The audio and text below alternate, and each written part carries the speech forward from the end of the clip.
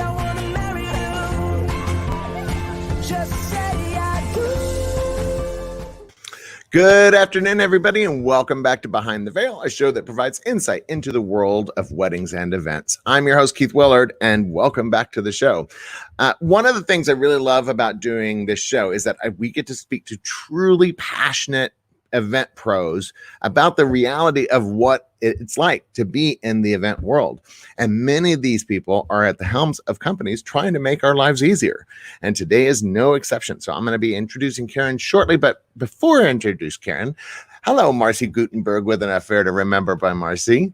Hello, Keith. Welcome back. Yay. Yeah, it was awesome. It was an awesome vacation. But, you know, anytime that you take a little time off, it always feels like everything gets pressured into, just hardcore. Oh, well, and then of course there's Brooke Logan Stoner. Hello, Brooke. Hello, Brooke. Hi, guys. You look more tan than I am. Vegas is coming. Some of us have been on cruises. Some of us have been in boxes with lights. Oh my God. Well, today, guys, we have Karen Gordon, who is the Senior Vice President of Good Shuffle Pro. Karen has spent her career growing companies in the fields of events and technologies. She helped build Living Social's live event venue from conception, curating, and contracting hundreds of wildly unique events, which received national attention. She's developed client experiences and led business development for companies such as Surprise Ride, as seen on Shark Tank. Hello. Now, as the Senior Vice President at Good Shuffle Pro, she is driving the company's growth and revolutionizing the event rental design and production industries with modern technology. We love her. She is the NACE National Business Development Committee Chair for 2019 and 2020 and speaks nationally about events, event tech, and business strategy. And to be honest, I had the best conversation with her a couple of weeks back, and I was so excited about her on this show. I'm so excited that you're on this show because I know we're gonna have real talk today. I love it. Thank you so much for having me. I love that. Karen. Yes. Nice to see you all.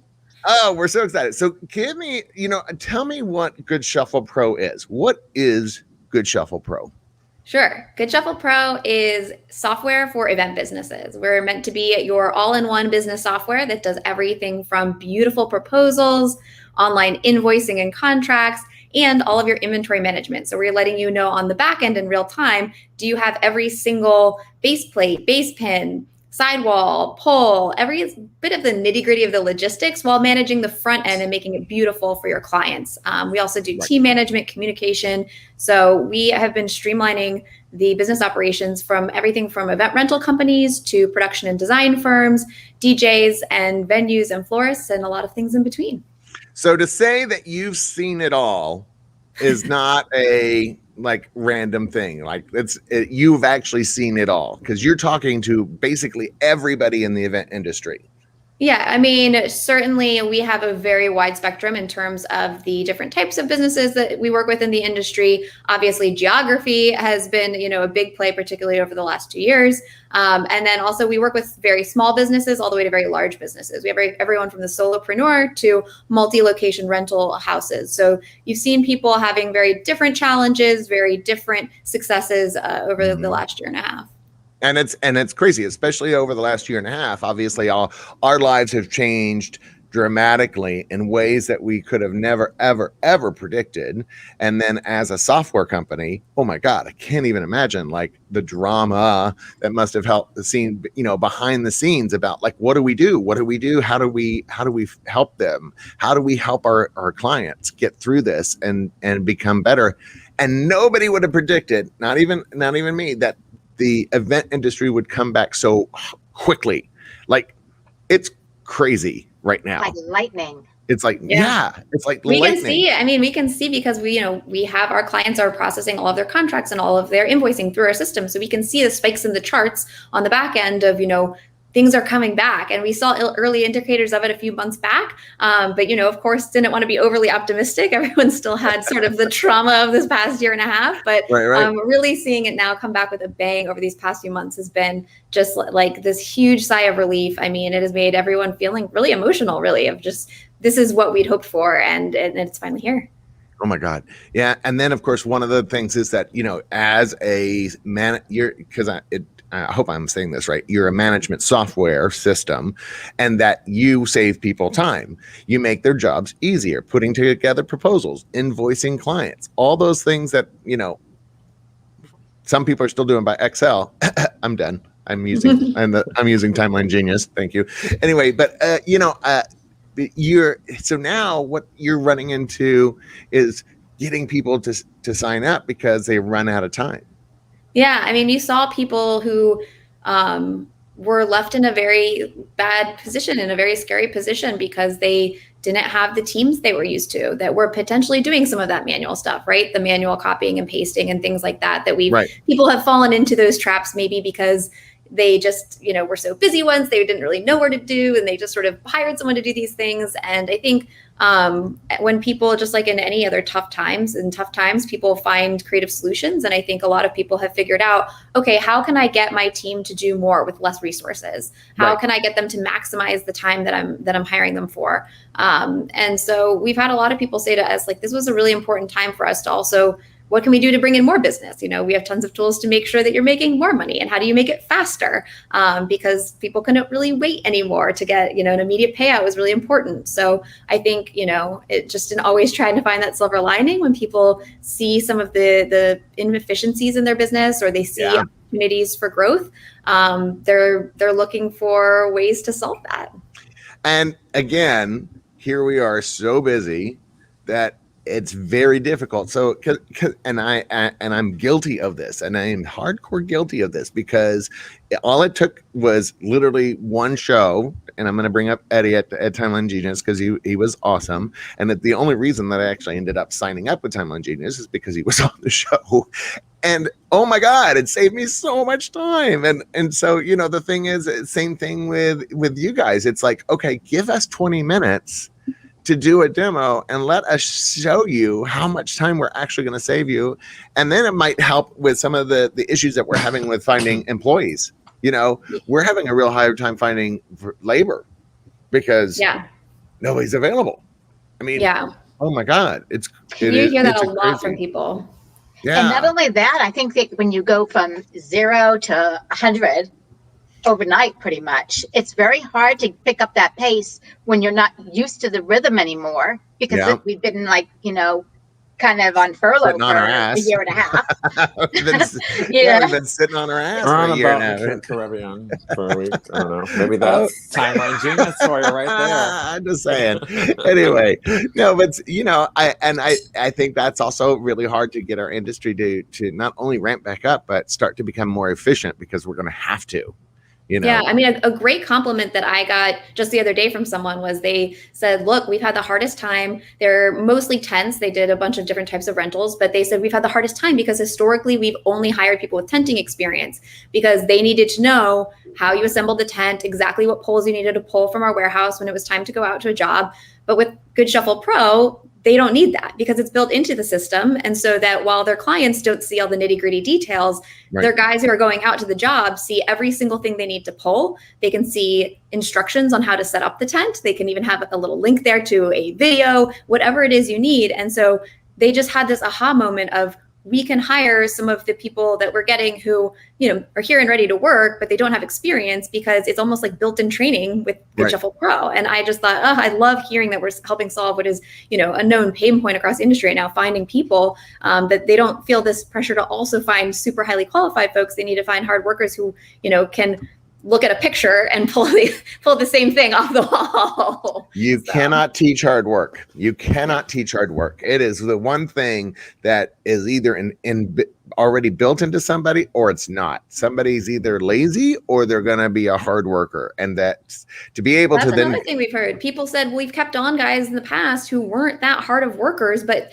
so-and-so had 10 years tent experience, and we felt like we couldn't lose so-and-so. Well, guess what? If you've trained the system to train someone else, then you can say, look, I'm sorry, but I'm going to pick a hard worker over someone who just, Bob, who has 5 more years experience.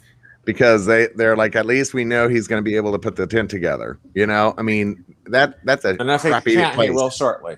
Yeah, but that's a crappy place to put somebody that's an owner, is that you're beholden to Right. your employees, because sometimes you can't find other employees that have their same level of experience. And I love the fact that you are providing a solution to that, especially now because Right. it's And there's crazy. some talent you always are going to need, of course, like some people have certain talents that you just, you can't 100% replace. But particularly for some of these folks who are saying, well, we have, that's more of a labor type job, and they just really want someone who's hardworking and eager to be a part of the events industry. But they're feeling stuck with someone because they happen to know how to assemble one item that they have. It's like, all right, this is not the solution to keep Bob on, So in other words, they have the experience with one thing, but they would like to do more. And this also allows them to be able to allow people to get additional experience. I get it. That makes total sense. And I almost feel like it's almost too good to be true.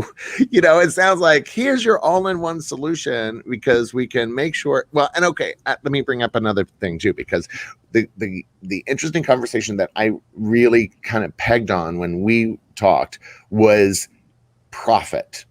And the fact that as a self-employed person, right, as somebody that is responsible for my own profit margin and to make sure that I'm making money, I have to deal in the real world. And sometimes you don't, people forget that there's, lighting to pay for, air conditioning, health insurance, if you so do, insurance for the trucks. And I feel like your software includes a lot of those things, doesn't it?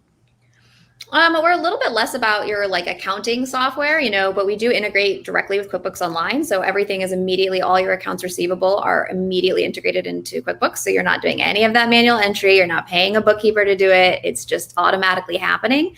Yeah. But a lot of what we're doing on the profit front is getting that revenue faster and making it clearer. We had somebody ask us the other day, is there a way to see which of my, specific item, how many times I've subrented it? And we said, yeah, it's right here in this beautiful graphic. And so people aren't realizing these things about their business, and they are undercutting themselves because they're subrenting instead of just buying that item, or they are, not realizing that they are, how frequently things are being rented together. They're not realizing how much of their profit is coming from this type of event versus this type. And so having a lot of the data to empower them to realize where their revenue is really coming from is a big part of what we're seeing businesses have these kind of wow and aha moments about. Well, and I think that's, one of the hard parts about with data is that a lot of times it takes a data entry person, and as a creative person, usually that side of it is not one of my strong points. I'm about the big picture. I want to paint pretty things. I don't want to know how many bottles of paint it took to do it. Can't relate. Because that's sometimes the hard part, is being able to have somebody that is a creative person in this industry that loves and is passionate about what they do, but doesn't have the software or the know-how, let's say, or even the drive to do the data collecting that is so badly needed in order to make these bigger decisions. Yeah, I mean, you were mentioning your episode with Eddie, which I actually was listening to just the other day. It was great. And I love when he was talking about something I'm so passionate about, which is time is money. So I think that one thing that gets a little lost in translation is when so many technology companies come to event professionals saying we can save you time. I think there's a little bit of a disbelief, just because really, event professionals never have any time, right? We're always going to be busy. I've worked in the industry myself. I don't remember there ever being any time. But I think it's less about suddenly you'll have time, because chances are, if you're a creative, if you're an entrepreneur, you'll find ways to fill it. But hopefully you'll find ways to fill it that are more creative and more fulfilling, and why you got into events in the first place. You didn't get into events to do your accounting, to do data entry, to do all these boring things. And to your point earlier, you see talented people spending a surprising amount of their time doing that stuff. And it's well, what would you be paying yourself hourly? And how much more could you make if you use that time to do creative consulting with your business, with your clients, as opposed to manually double checking things because you don't have a great system to do it for you? See, that's what I'm talking about.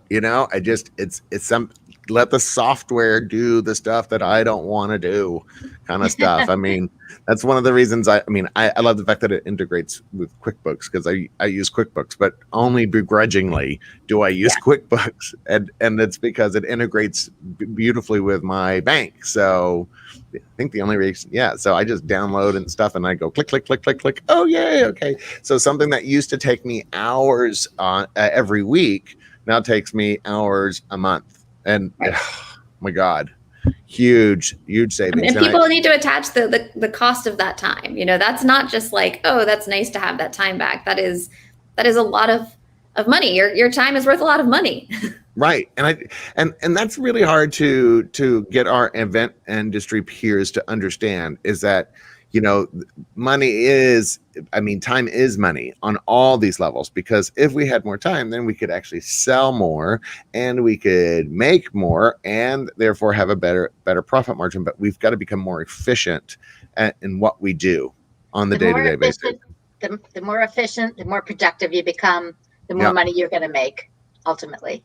So because you're on and you've been in the event industry, which I love, and I love the fact that there's somebody that is event specific leading, the future of Good Shuffle, thank goodness, because at least you're being real about the solutions that are coming and marketing it in the right way. What do you think is like the number one issue that small companies, let's say small companies, individual entrepreneurs, are facing today?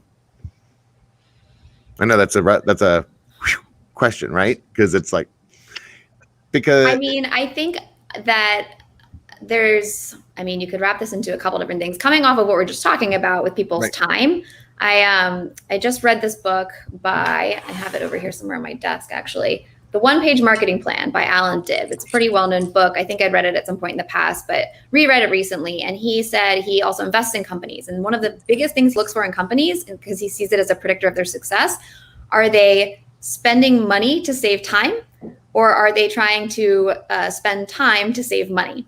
And that people who spend money to save time are much more likely to succeed, because you can continue to make more money, but you can't continue to make more time. We are all given the exact same amount of time in a day. If you continue to make more money and scale your business, you can always make more of that. And so that just got me thinking about how I kind of sometimes find myself feeling frustrated when, we're talking to clients about, hey, you'd make more money if you, wanted to do this add-on, or if you did this, and people are a little bit scared.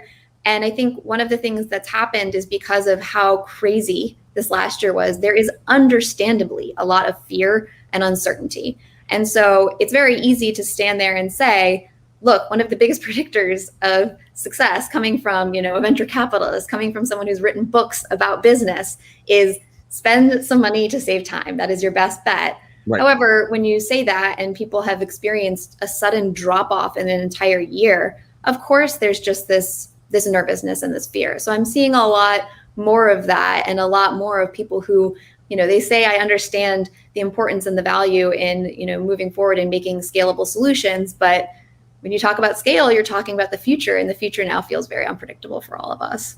All right. So coming from somebody that has jumped in with both feet doing their own thing, because it is scary enough to then be in control of your own fortune. When I hear scalable solutions, I get a little hivey. Like, do you? Yes. I don't know what it is about, because to me that comes across as business jargon, Okay. Right. So give feedback. Well, but it's one of those things. It's like, because my brain doesn't work on that level. If you had said to me, it's like, look, we can put all your inventory into one place, and we'll be able to tell you what is going out, what is coming back, what is not coming back, because that's where I lose a lot of my money is in when lighting and stuff does not come back, and it's a click of a button. Let us, help you do this. Make it make sense. Make it make sense. That's it.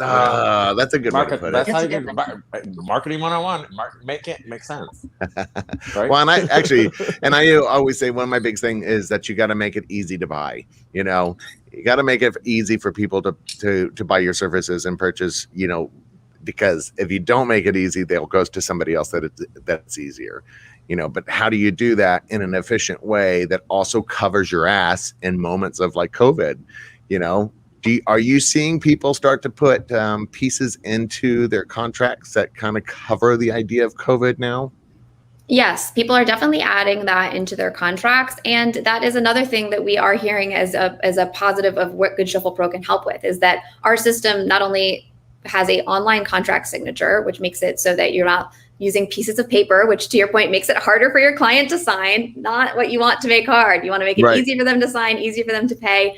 Most of our contracts are signed and paid for within 5 minutes, over 50%. So that's how quick and easy it is for your client. So they're understanding the Nice. importance of getting those Nice. contract signatures, getting them online, and then getting that deposit. And our system will actually capture their credit card for damages. So a lot of folks had trouble with, hey, this is in your contract, but they were then trying to call someone who was panicking and ask them for money. That's not going to help. If they had something like a system that has the full security and PCI compliance of a backed system, Right. and they're able to say right here in the contract, it says I'm going to charge you for your deposit, it's protecting you. So I think a lot of people, it's one of those things where at the time, saving time wasn't quite as interesting, but the Right. protection and the security absolutely was.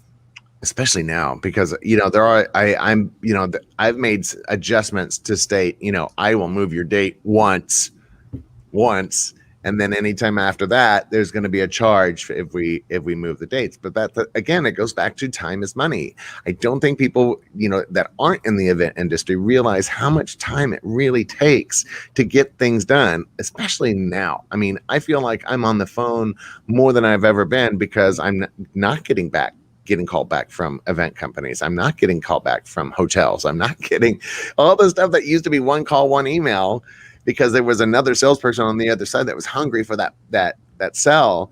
They're now busy. They're doing a million different things. They've got the tent guy now cleaning rooms. I just full circle there.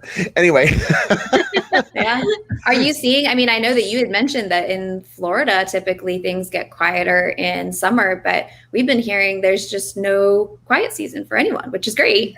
But Yeah. it's a true fire hose of business. Well, and that is the thing, is that during the summer, typically we would get down to like 2 weddings, maybe 3 weddings. From let's say June until September, that's pretty much our summer. But of course, I adjusted my business model to protect myself against that June through September. And actually, that probably helped save my business a little bit because of COVID, because I was already putting money back for the summer months. I feel like moving forward, because we've had so many events, I don't want to get used to this new model quite yet. But it is making me adjust my time in a much different way, because I used to take the summer to kind of refresh myself, go on a cruise, like I just got back on. But now there's so much business that it's almost like, okay, I couldn't relax 100%. I still had to do work from afar. I noticed that when I was reading over the bio of Good Shuffle, that it is available on any device. Mm-hmm. Is that true? Yeah, I can use it from anywhere. So you can use it from the beach, of course. Yeah. Anything you read on the site, I would assume is true. Otherwise, we've got a serious problem. Yeah, no. But that is a big time saver to be able to still do business from afar, especially like for us here that had maybe because these vacations were already pre-planned, 8 months ago, when we thought, oh well, sure, this will be over by now. And the fact that it actually happened was a surprise.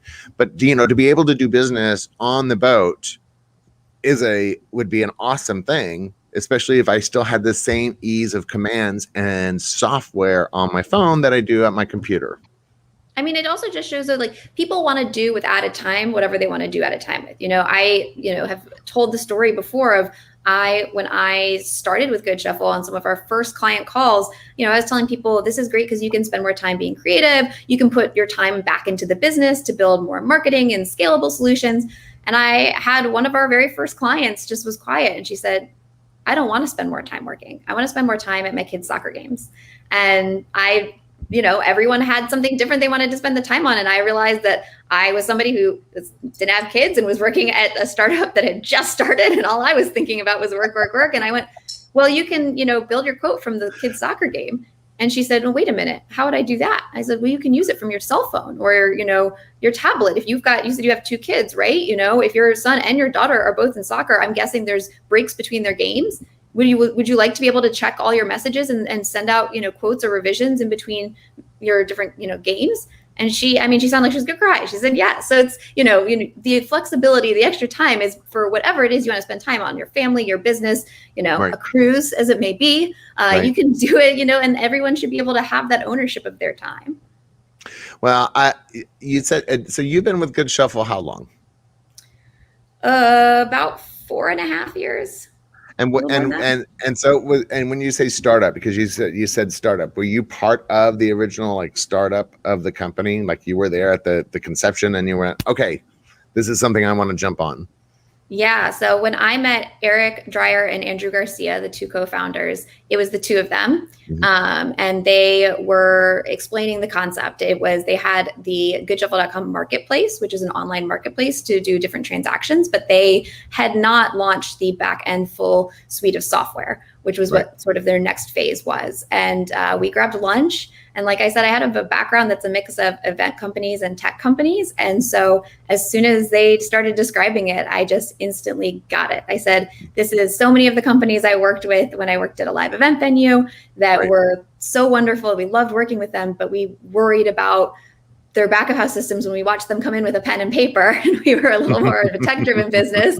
And I just said, this is what's been needed. And so I signed on board with them and started end of 2016, beginning of 2017. And it was before we'd even launched the software. So Wow. yeah, it's been a wild ride. We're now in 47 states, Canada, and Mexico. And so we have grown very, very quickly. But you can tell there's been a hunger for this type of thing. Something that was both tech driven and event driven, that had both sides on the conception. And I think that what was badly needed is people that have actual experience in the event world saying, wait, that sounds great on paper, so to speak, but I don't know if that's really going to be something that somebody needs out in the industry. So how has the software changed over the last, 4 years? We have grown, and actually, we didn't even officially go live with Good Shuffle Pro until beginning of 2018. So if you can believe it, it's only been 3.5 years that we are officially live, and we've already grown that quickly. That's crazy. It's been, it's been a whirlwind in a great way. I think some of the things that have changed is, of course, our features. We send out a weekly email of what's new in the system. We are constantly growing our feature set. One of the biggest changes feature-wise was our launching of our website integration. That has been so impactful for businesses. 90% of the inquiries they're getting are new clients. They're seeing a 70% close rate, and they're seeing these inquiries actually closing for 30% more revenue after the inquiry. So meaning this is not an online Amazon experience, but it's allowing folks to build their, kind of anticipated proposal in our system, and it allows you as the business owner to still go and upsell them and have the conversations and have the creativity, but it's saving you time. It's making it more efficient. It's providing a client experience that particularly the younger generation craves. And so since launching that and seeing the impact it had on people's businesses, we had one person who reached out to us last year and said, I don't think we would have survived this year if it weren't for adding the website wishlist integration. This has been by far the most impactful thing we've done. So that was a big turning point just in terms of really watching folks adopt a technology that, at first there was a little like, do I want to put my stuff online? I like having personal interaction. We said, look, this isn't traditional e-commerce. It's Right. a blend of that online shopping experience and your personal sales touch. And that has totally blossomed. So I think we're really seeing also how much the industry is getting more tech savvy. People are getting more interested. I mentioned fear before. Sometimes people have had fear, and I think people are getting a little bit more comfort and optimism, and sort of people were forced to try different things in Right. an uncertain year, and it's allowed people to break out a little bit of their comfort zones and go, oh, wow, actually, since we tried this out, things have been way better. So Right. And I think that's the hard part, is like getting them into that. Let's at least show you what it can do and get you at least a little dip your toe in. Do you feel like the pandemic gave people a little bit of time to do that they might not have normally jumped we at? definitely had a few people who like that. Yes, we've had some people who, had said for over a year, we love your software. We see you at trade shows and conferences. It's beautiful. We can tell we're going to love it. We just don't have time. Not right now. I always think of, have you all seen the meme that's like adulthood is just saying over and over again, I'll have time a week from today, Yes. over and over again, or something along please. those lines. That's Right. my world. That is Right. totally I want my to world. take it and just change it to like event professionals are just, we'll have time one, we'll have time one, you won't have time one. Monday and never so- comes.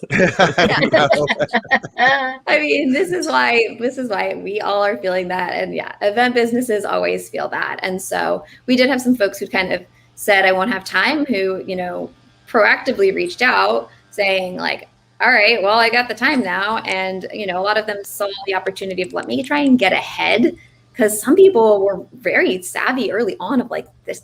Eventually this is going to get better, and we want to do everything we can to like hit the ground running. So we were surprised to hear some people really coming with that attitude early on when, of course, not everyone did. Well, we transitioned begrudgingly. I only transitioned begrudgingly because I used to love face-to-face. I mean, that was my thing, is that we would meet at a restaurant, a little coffee shop, whatever their favorite one is, have a conversation, wanted to hear all about their dream, and there's just stuff that you can get off of human interaction when you're in person with them, like certain ticks and stuff that you can't always get across on a phone call. So then, of course, look at what Zoom did for us. Is that, or any of these online things. Is the future of Good Shuffle, I mean, is there going to be a video component where you can connect with clients through the interface? It's quite possible. I mean, there's a lot of companies who do it now, like Zoom, like you said. Yeah. And it's quite possible we would have those types of interactions or engagement built into the platform. I mean, we are all about forward thinking and seeing what is next and making sure that we are introducing it to our clients. We want to make sure we're sort of their portal to the future in that way. That's crazy. And what do you think is the biggest change from pre-pandemic to post-pandemic was for Good Shuffle itself? Ooh, that's a wonderful question. Right. We had already done a lot of blogging, but I think it was a lot, for SEO and of course all your marketing purposes. When the pandemic hit, we sort of thought about what are some additional value we can bring our users? What are the things we can do to help them in this time?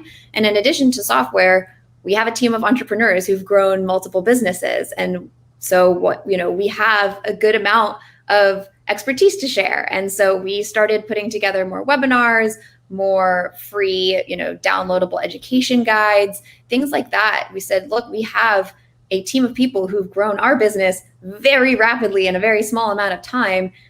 So we know how to grow a small business, and we're talking to a lot of small business owners that want to do exactly that. And so you can check out pro.goodshuffle.com/education. And there's a big resource of education for absolutely anyone: how to make your website better, how to make sure that your IT security is good, how to make sure that you're doing all the right things on the marketing front. Just totally unrelated to Good Shuffle, because we are really, as you mentioned, passionate believers in technology, but also in the power of these, for the most part, events are traditionally smaller businesses. And so as we've done it ourselves, we completely relate. Yeah, and that's one of the things I'm starting to get to a point where that was actually my mother. I've brought her up on the show before. She's an awesome businesswoman, and stupid smart. Oh my God, stupid smart. So she has a programming engineering degree, got bored, and then went back and got a law degree kind of person, right? And so she said at one point, you're going to have to decide if you want to be the owner of a business that you manage employees, or do you want to be the owner of a business that has less weddings but at a higher rate? And that way you keep your personal creativity involved. And so that's going to be a decision that I'm going to end up having to make at some point. And I know which one. Let me help you with that decision. Yeah. I have the answer. She's like, let me just show you my business card. If I had one more inch on my arm.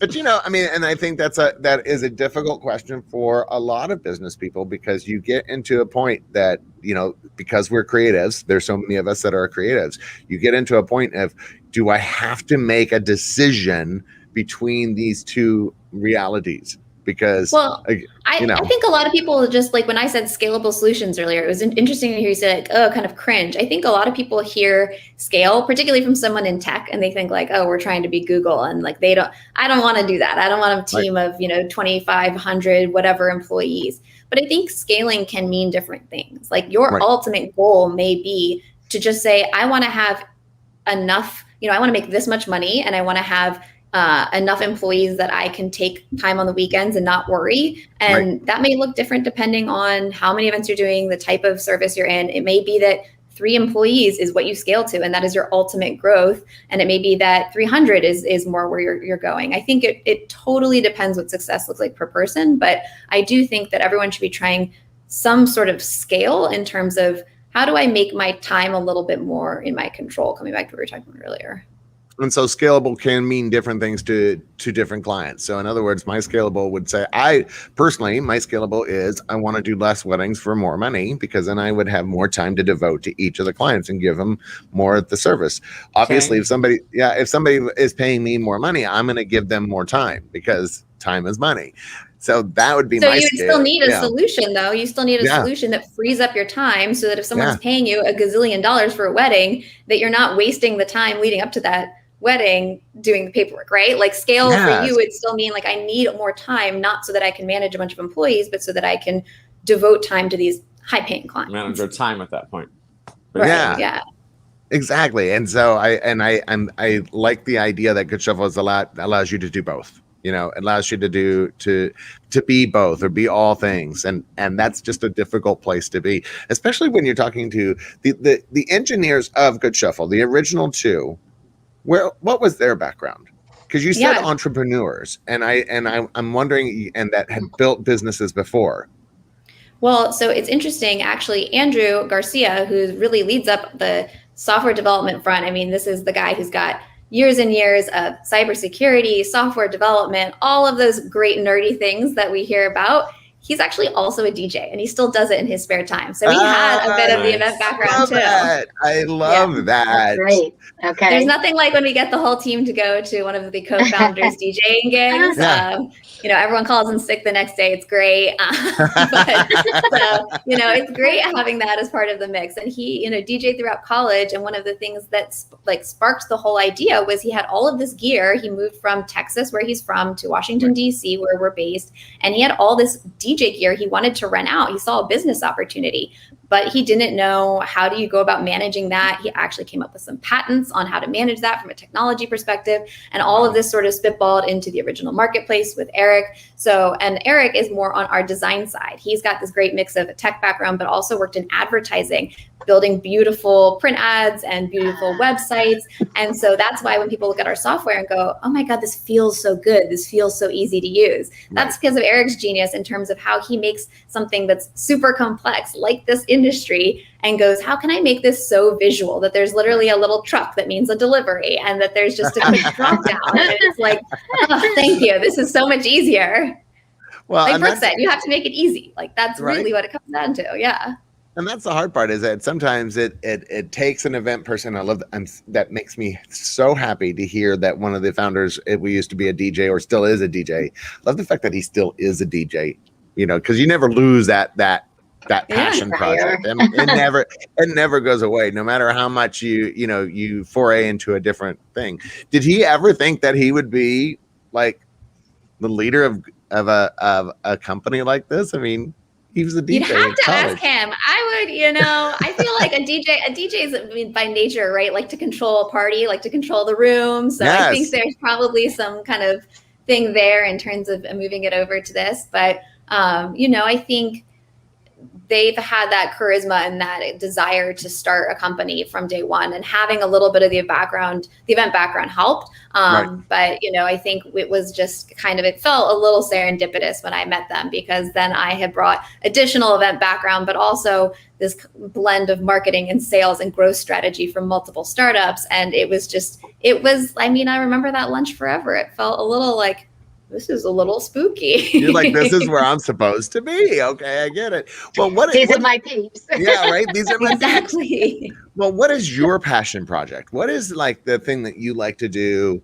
that you go and this is, I don't want to say hobby because I feel like that belittles people's passion projects. What is a thing outside of work that you're really passionate about? Outside of work, you're gonna have to Oh, explain this to see, people. I know. Because now you're like, well, look, I don't even want to get, date or anything. I don't have time for kids at the moment. No, but seriously, no, outside of like, do you have a cat? Do you have like, I mean, I will. Well, speaking of kids, I have a frenzy of friends having kids right now. So a lot of my time is spent buying and wrapping children's books and stopping by to see babies. And there is a bit of a running joke that my social media is just a slew of babies that are not mine.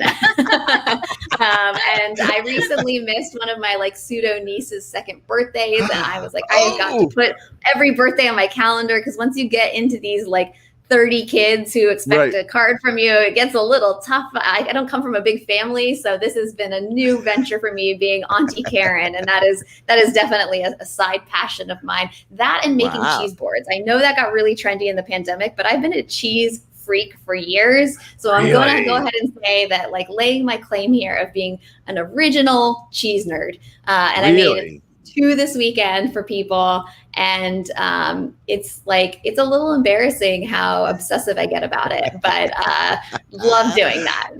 Oh my God, I love the idea. I mean, who doesn't like a cheese board? I mean, anybody that's not lactose intolerant, I'm just saying. But they make pills for that now, I think. Anyway, but I mean, who doesn't like getting a cheese board in the mail? It's like, it's like sending people flowers or that one of those edible creations. Nobody gets upset when they get that. They're always like, oh, well, here's my hack for anyone who happens to live in a small apartment like myself.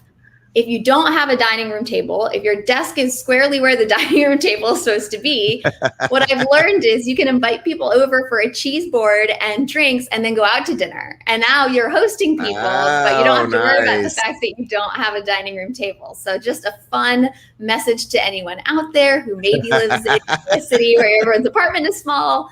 That's my tip. Oh my goodness. And you're in Washington? Are you in Washington? I am. I've been in DC proper for the past 10 years, but just recently moved right outside to Arlington, right outside the city. Give yourself a little bit more space, I guess. Yeah.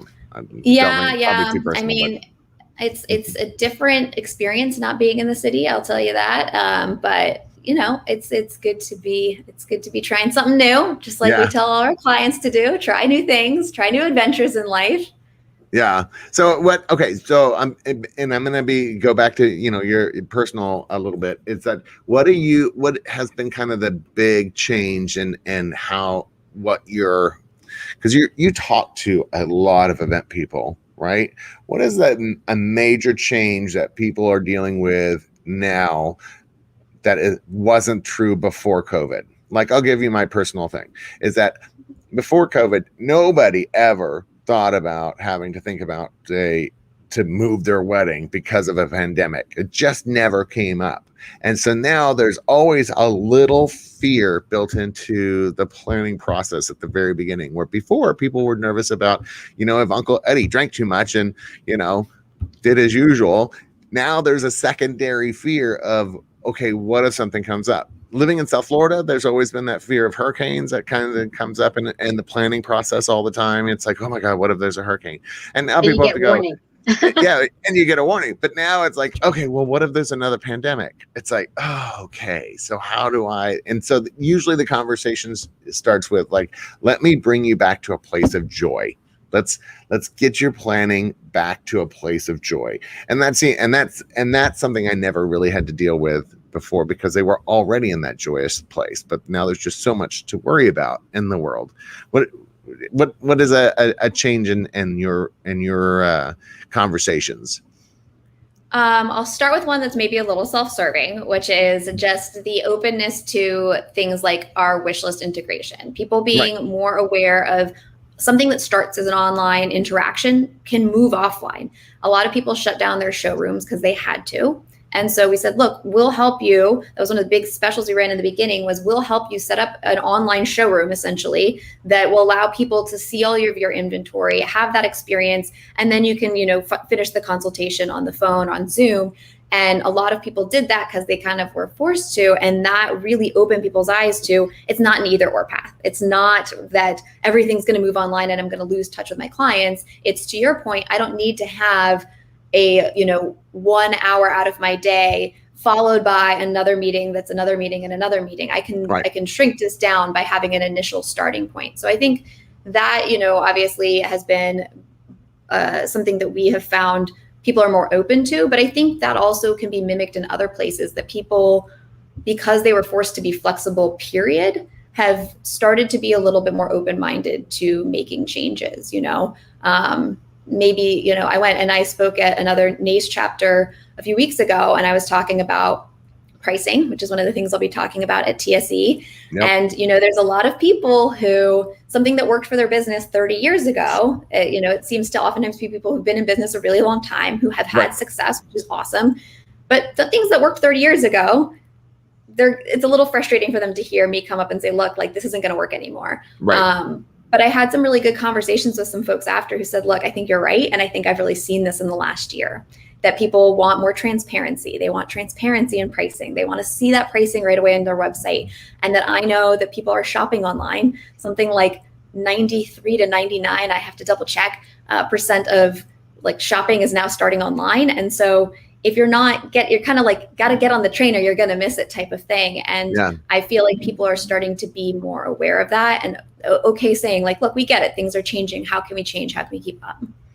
That's got to be a hard thing, because as an event pro, trying to be upfront with my pricing is sometimes, because I need to know how much time I'm going to be having to put into the process to be able to truly evaluate what my cost. And I've had to adjust and say, okay, well, look, here's my basic pricing, blah, blah, blah, blah, blah, and I share that with anybody. It's like, whoever emails me, I'm going to share it with them right up front, because with a notation that, depending on the size and scale of your event, this is where it starts. And that was very hard for me to do, because I was used to that one-on-one conversation, hear what your budget was going to be, how much time is it going to take, how much of my time do you need, and then let's create a contract, based on where we think we're going to be. And so I've had to adjust everything, and it's actually worked out, I think, in my favor in more ways than one. And I think that's probably the same thing what you're saying with the other customers as well, the other clients as well, is that it's working out to their benefit.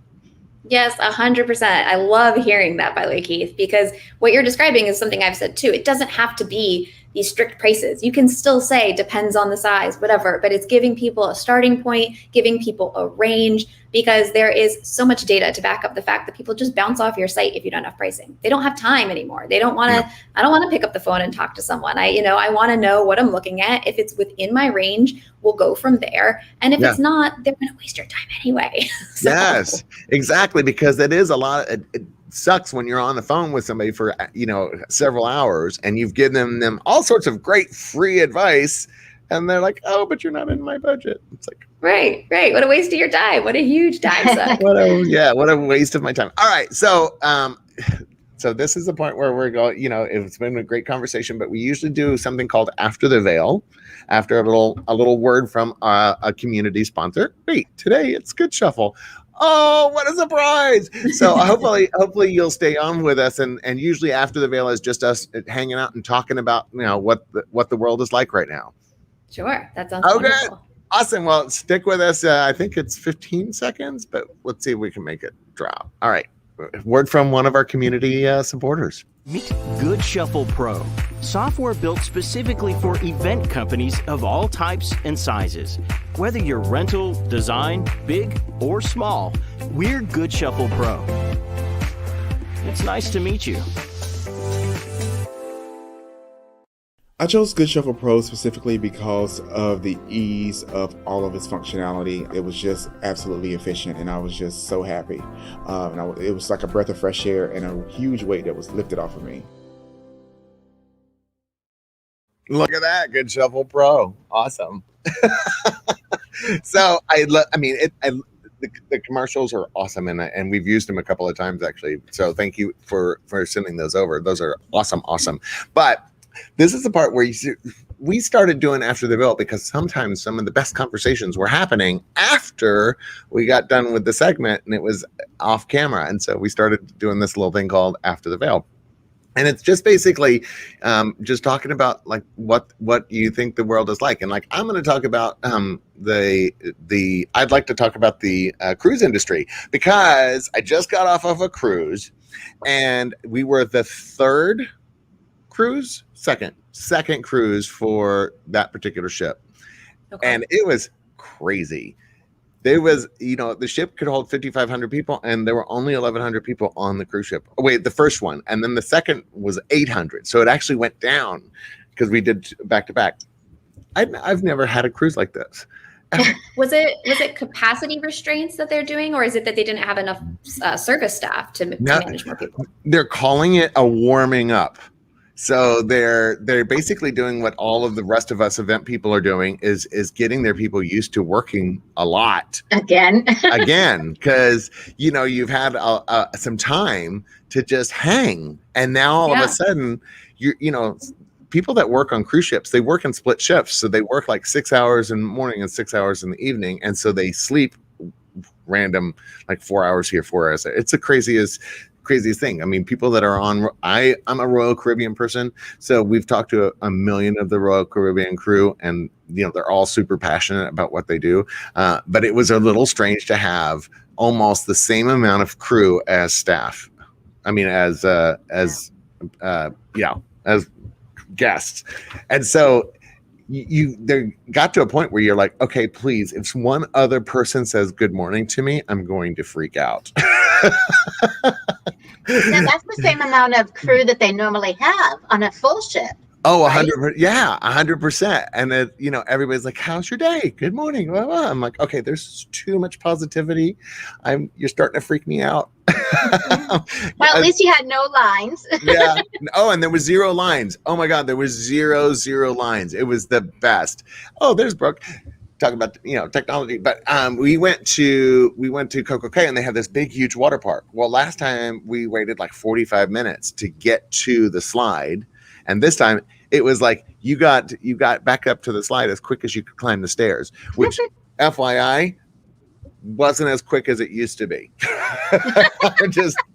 just putting it out there. Yeah, it took me a little longer to climb the stairs. Do you think your patience is going to get shot? Now you're experiencing what it's like to never have to wait on a line in these experiences. Then you're going to go back and be miserable in a year. What's that? You've been spoiled. I know, and that's the worst part. But I'm starting to that I'm hoping that happens to all the industries. I wish all the industries would get into a warm-up phase, and get their people used to working without, overwhelming them, because I feel like that's happening right now, is that there's so much business, so much thing that they're just overwhelmed, and it's not their fault. They got to get back used to doing the work that we were so used to doing. We were used to being busy, and then you get used to not being busy. So it takes a little bit of adjustment, and people don't, and I think people forget that just 3 months ago, right? July? Yeah. Just 3 months ago, we were looking at no business. 4 months ago, that was before the vaccine was widely, that's not a lot of time. Right. Like, holy crap, so I don't know. Have you guys experienced any of that in that kind of world? Marcy? I feel like socializing and stuff is definitely a little different. I went to, speaking of the kiddos, I went to another first birthday on Sunday because that's my wild social life. And it was a bunch of people I hadn't seen since pre-pandemic. And it was like having the same conversation over again. Like, how have you been?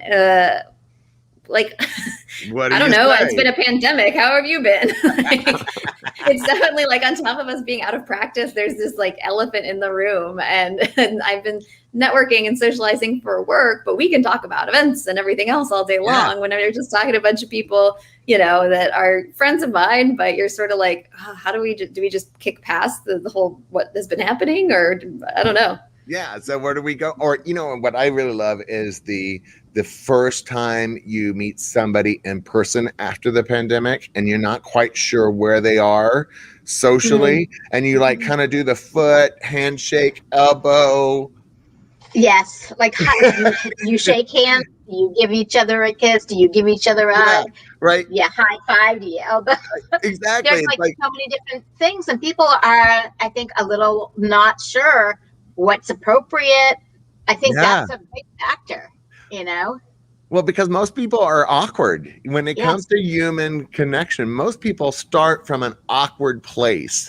And so now you throw in the fact that people are, some are vaccinated, some are not, some, some at the elbow, others are like, oh, bring it in, hug me. And everybody's got, oh, great, one more awkward thing to throw into human communication. Oh, joy. I mean, that's a hard part. I went to 2 different malls over the last week, and it was the first time I've gone to a mall in almost 2 years. Oh my God, Wow. crazy, right? Yes. And Was it they were busy? so different than one another. One of them, no masks, hardly any masks in the whole place. Right. The other one, a lot of masks. Wow, And really? it was just like, I was just like, and they're in the same county. So it's and not it even was like just- you're in 2 separate areas of the world. No, You're it was like, just it was the same county, just different parts of the area. And I was just kind of like, wow, this is really like, you just don't know what to do anymore. I think people are lost. they really are. And things are changing so much. And I feel like the vaccination conversation is about to fall into the same lines as religion. Yes. You don't bring it up. You don't bring it up. Because people are so different on their opinions on it. Look, It's don't touch. Exactly. So you're not quite sure where to begin with somebody else. I mean, Kind of like politics and religion, right? right? You don't bring it up. You don't bring it up. But then how else do you get to a point? It's like, so there was a couple of weddings where they did wristbands, and the wristbands told you whether or not the other person was good with. So it's like green was bring it in, hug it out. Red was no, keep your distance. Yellow was okay, elbows, fine, nothing else, right? And I was like, oh, maybe there's like a boutonniere or something we can come up with, right? That tells you what the other person's comfortable with, and something I that's think a little. in general, we need to develop a new greeting. Like handshakes, we've now all like agreed are just kind of gross. And they're disgusting. They're disgusting. Like hugs are like fine, but there's like always someone who maybe like overdoes it, and you're like, we kind of work together. It's kind of Right. intimate too. Like, Right. Look, Yes. don't touch. Exactly. I was like, this elbow bump thing I could get behind, or fist bumps or whatever it is. I remember Right. I used to think that who's the guy from like Deal or No Deal that famously fist bumped all the guests because he was like Howie Mandel.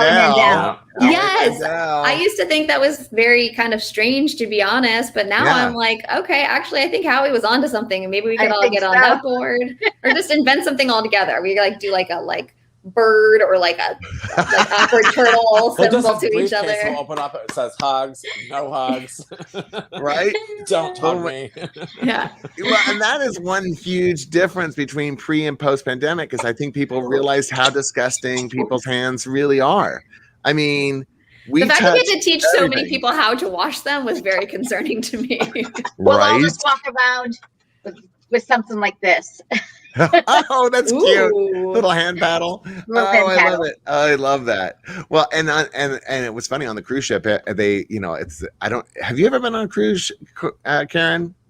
I think Marcy is. Okay, so on the cruise ship, they literally have people, and their whole job is to say, washy, washy. Everywhere you turn. Everywhere you turn, washy, washy. Wow. And so as you walk What a tough into, gig. I know, but it must be a tough gig because you had to remind people to wash, and they had like hand washing stations as you walk into the main dining room, and there'd be 2 people there, washy, washy. And if you didn't wash your hands, they wouldn't want you to sanitize. It was crazy because before, and they even made songs. They had a guitar and they made up a whole hand washing song. I was like, Oh my. okay, that's really sad. These are like kindergarten teachers who have the summer off, and they're like, I do this all year round anyway. It was crazy. It was So crazy. Stephanie Zelko just texted me, and she was actually right on a point in that some people don't trust the other person that they're saying hello to. I think that's what she was trying to say. That they don't trust the other person as being, like, okay, did they get vaccinated? Didn't they get vaccinated? Are they, did they wash their hands? Didn't they wash their hands? And I think there's a lot of that also going on in the whole, what do I do? Also, your environment's going to take play too. Like, are you in a bar where people are cocktailed and buzzed and not even, thinking it, and they're not in the moment, but they think they're the moment. That I find too. I went out. My best friend just came down from Georgia for a few days, and he just left yesterday. Yeah. And I went out, and I was very, look at me, don't touch me, but to a few, Daisy, Narc, I love you. They got hugs. But I was in the back dressing room with nobody. Right. But on the bar, I was like, right. How do you? They are too, but I'm still careful. But still, you're in a bar with a bunch of other, probably a little less, not inebriated, a little more inebriation going on than normal, and people's judgments get relaxed a little bit. Are down. And do you really trust people's choices? That's what I said for this conference next week for the special event and a cater source. I had said to, we had some employees who were on the fence about coming, and they said, well, I think I'm okay coming if, do people usually hug at these things, or like if I can keep a distance, or are people going to wear masks? And I just said, look, if you're, I understand the preference to want some distance. Yeah. But if you're uncomfortable with somebody stepping over that line, I wouldn't go, because you're going to get people, especially at the evening events, who've had those cocktails, who are excited to see you, who go in for a hug. And you're obviously welcome to say, hey, I'd rather not do that. You can do whatever you like, but you just know that it's like, you may not have full control. And if that's going to make you miserable, like, just don't come, because I don't want you to feel uncomfortable. And that already puts us a little awkward moment there too, when you're like, oh, wait. Right. And then it feels so rude, but it's like, I know. And then they're like, hey. You're 3 feet from me, now I'm hugging you. You step 1 foot closer, and I'm choking you. It's like, great to see you. Okay, now I thought we were closer, but I guess not. Well, to Marcy's point, you also can't pick and choose. So you might have people where you're like, this person doesn't wash their hands, I don't want to hug them, but you can't then go across the room and hug the person you totally trust is clean. Oh, I know. It's elbows, right? Oh my God, we'll be seeing a lot of that. I like the elbow and the fist bump. I wish they would just keep that. I think if everybody was standardized with the elbow or the fist bump or even the foot bump, what they were doing. Well, maybe not the foot bump. That was a little stupid. But anyway, just because it looks weird. Especially for ladies who are wearing heels. It's a little, I didn't even think about that. See? Oh my God. And yeah, so it'll be really interesting to find out how these conferences, how people act, because we've got, you're coming. 2 back to back. Yeah, I got Cater Source and the special event, and then NACE in Vegas in a couple of weeks. I'm going to be, and I mean, casinos, oh man, forget it. The casino on the ship was like COVID never happened. It was just, wow. So I'm going to be really interested to see how Vegas handles that. It's like, oh. But I guess if you really wanted to just disinfect your hands, you just step outside since it's 180 degrees. The sun will do it for you. I'm gonna bring a big can of Lysol. I'm still gonna spray it out. I'm gonna smack the shit out of that machine still. Mini Purell all the way. I got a pack of them. Oh my God. Karen, thank you so much. I hope you had a good time. I know we had a good time with you. So thank you so much for being on Behind the Veil. That's our hour, man. We're actually a little over. So next, we'll be back here next Tuesday at 2:00. Until then, everybody, thank you so much. Karen Gordon with Good Shuffle Pro, Brooke Logan Stoner, and Marcy Gutenberg with An Affair to Remember by Marcy. Thank you all again, and let's all say bye. Goodbye. Bye. Thank you.